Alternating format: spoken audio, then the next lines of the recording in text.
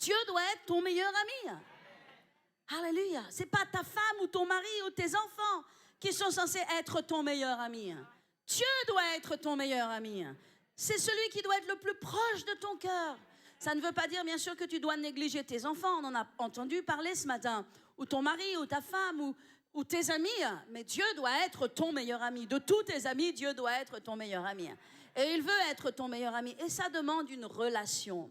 Et donc, je me rappelle, donc j'avais dit cela. Je n'avais même pas pensé que j'avais pu dire quelque chose qui pouvait offenser quelqu'un. Et ça avait été répété au directeur, à la direction, n'est-ce pas, de la colonie de vacances, comme si j'avais blasphémé.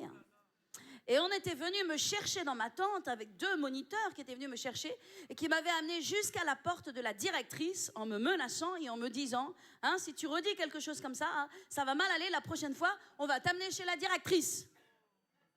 Et on m'avait bien gentiment libéré juste à la porte de la directrice.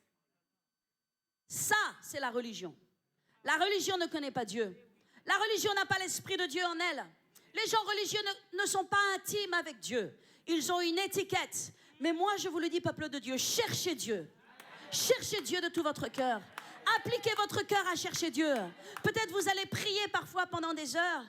Vous allez peut-être avoir plusieurs moments de prière où vous n'allez peut-être pas ressentir l'onction, vous n'allez pas ressentir la présence de Dieu. Faites ce qui est juste. Cherchez Dieu avec votre cœur. Établissez une relation avec Dieu. Nous sommes appelés à la communion avec Dieu. La communion, c'est la source de notre puissance. Il est écrit dans Daniel que ceux qui connaîtront leur Dieu feront de grands exploits. Ceux qui connaîtront leur Dieu feront de grands exploits. Si vous n'entendez parler de Dieu que par ceux qui prêchent, mais que vous n'avez pas cette connaissance personnelle de qui est Dieu pour vous-même et par vous-même, alors vous entendez parler de Dieu, mais ce n'est pas votre Dieu. Mais moi, j'aimerais vous poser la question, qui est votre Dieu? Qu'est-ce que votre Dieu a fait pour vous? Quel est votre témoignage? Qu'est-ce qu'il vous a fait? De quoi vous a-t-il sauvé? Alléluia! Connaissez-le personnellement, connaissez-le intimement, parce que lorsque vous travaillez à le connaître intimement, et vous savez, j'utilise volontairement ce mot « travailler », parce que le monde nous absorbe, parce que nous sommes comme des éponges, et nous absorbons toutes les pensées, toutes les ambiances et tout ce qui est autour de nous. Et si nous ne faisons pas attention, eh bien nous sommes totalement absorbés de tout ce qui est périssable, éphémère et inutile. Et nous pouvons passer la plus grande partie de notre vie et de notre temps à poursuivre des choses qui disparaissent, alors que nous devons poursuivre des choses éternelles. Nous devons bâtir des choses éternelles. Nous devons nous bâtir une demeure dans le ciel. Nous devons bâtir le royaume éternel de Dieu. Alléluia, sur la terre. Nous devons investir dans ce qui est éternel.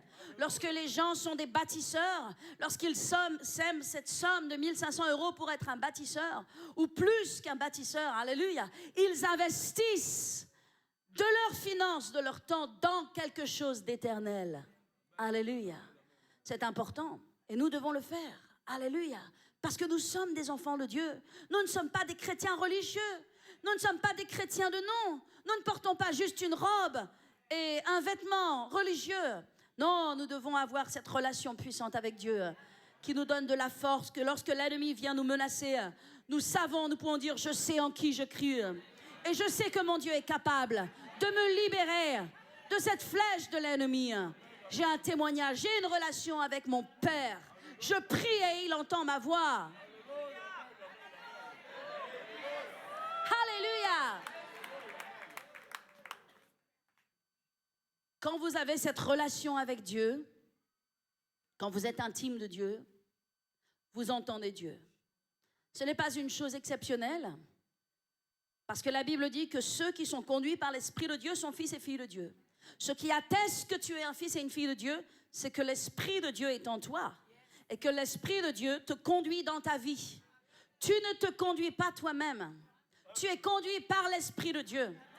Avant de prendre une décision majeure dans ta vie, tu sondes l'Esprit de Dieu, de sorte que tu es conduit par l'Esprit de Dieu.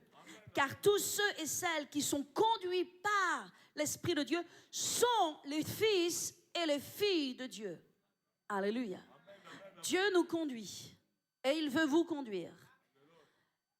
Si je suis ce que je suis, si je fais ce que je fais, si je me tiens là où je me tiens, c'est parce que depuis mon plus jeune âge, Dieu a conduit ma vie et que j'ai accepté sa conduite sur ma vie.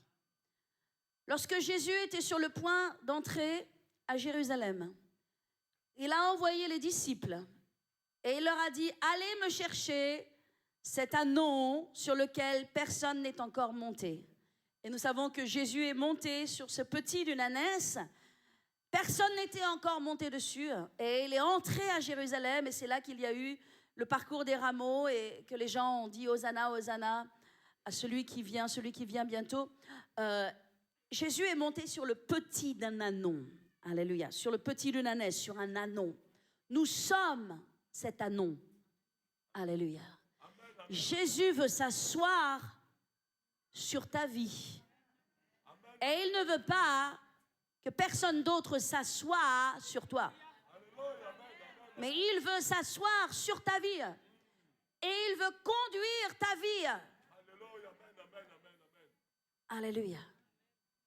Jésus veut s'asseoir. Il y a plusieurs façons par lesquelles Dieu nous conduit. Je veux vous en partager un certain nombre ce matin. Dieu nous conduit de différentes façons. Alléluia. Une chose est certaine, c'est que la première chose par laquelle Dieu nous conduit, la plus régulière, la plus récurrente et la plus fiable de toutes les façons, c'est par la parole de Dieu.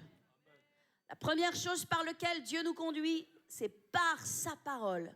C'est pourquoi les enfants de Dieu doivent étudier la parole de Dieu. Les enfants de Dieu ont besoin d'aller à l'école biblique, ont besoin d'aller aux formations bibliques, aux cours de croissance et autres. Parce que la première chose par laquelle Dieu va te conduire, c'est par sa parole.